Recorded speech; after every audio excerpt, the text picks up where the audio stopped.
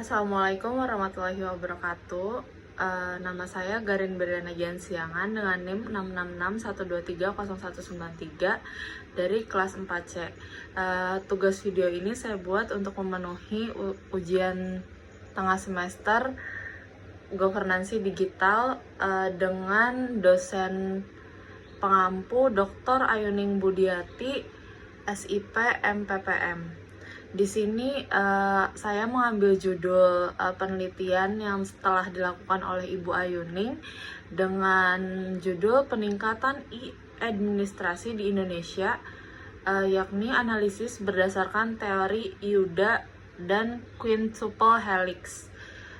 Di sini artikelnya dipublish di Advance in Social Science and Education and Humanist Research Vol 367. Di sini saya akan menjelaskan mind mapping yang sudah saya buat. Yang pertama, saya akan menjelaskan permasalahan dari mengapa e-administrasi ini harus ada di Indonesia. Yang pertama itu permasalahan mengenai infrastruktur, komitmen pemimpin, literasi sumber daya manusia, budaya kerja lama, serta akses internet rendah. Selanjutnya, pendekatan teoritis yang digunakan dalam penelitian ini itu ada dua. Teori U, yaitu yang terdiri dari open mind, open heart, open will, dan quintuple helix, yakni yang terdiri dari pemerintah, akademisi, bisnis, dan masyarakat serta lingkungan. Pendekatan teori U dan quintuple helix merupakan dua konsep yang strategis yang dapat digunakan untuk memperkuat implementasi e-administrasi di Indonesia.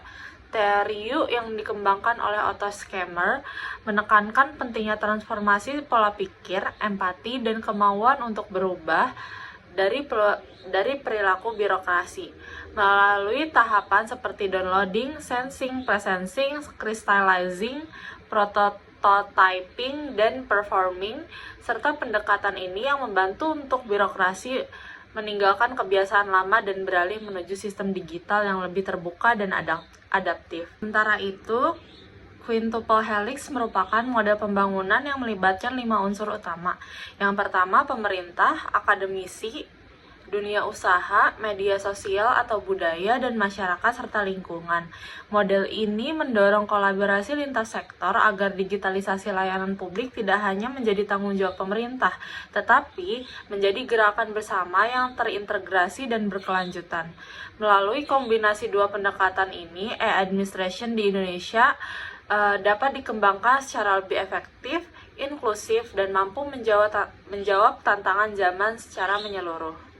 Adapun peran dan manfaat dalam penelitian peningkatan e-administrasi di Indonesia ini ada 4. Yang pertama, efisiensi, efektivitas, transparansi, dan akuntabilitas. Selanjutnya adalah rekomendasi. Adapun rekomendasi dari penelitian ini adalah perlu adanya integrasi e-administration di semua tingkatan pemerintahan, baik pemerintah pusat maupun pemerintah daerah, bahkan dalam era desentralisasi. Pemerintah perlu menyediakan akses WiFi gratis di lokasi-lokasi strategis di seluruh Indonesia, terutama di daerah terpencil atau luar Jawa. Peningkatan kapasitas SDM melalui pelatihan dan on-the-job training sangat dibutuhkan untuk meningkatkan literasi digital aparat pemerintahan. Kolaborasi lintas sektor antar pemerintah, swasta, media, masyarakat, serta lingkungan akademisi harus diperkuat, misalnya dengan mengembangkan aplikasi layanan publik berbasis ponsel. Baik, part terakhir daripada penyampaian mind mapping saya kali ini yakni kesimpulan berdasarkan artikel dari Ibu Ayuning, e-administrasi ini di Indonesia memiliki peran penting dalam meningkatkan pelayanan publik agar lebih efisien, efektif, transparan, dan akuntabel.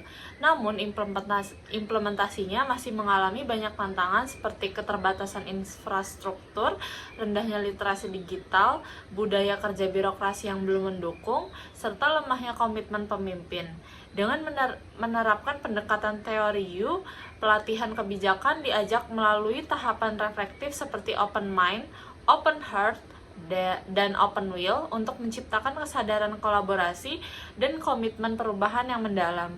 Sementara itu, Quintuple Helix menekankan pentingnya kolaborasi antara 5 aktor utama, yakni pemerintah, akademisi, bisnis, media, dan masyarakat lingkungan untuk mendorong transformasi digital yang inklusi dan berkelanjutan. Dengan menggabungkan dua pendekatan ini, pengembangan e-administrasi di Indonesia dapat dilakukan secara lebih terstruktur, partisipatif, dan sistematif. Sekian pemaparan mind mapping dari saya, kurang lebihnya mohon maaf. Wassalamualaikum warahmatullahi wabarakatuh.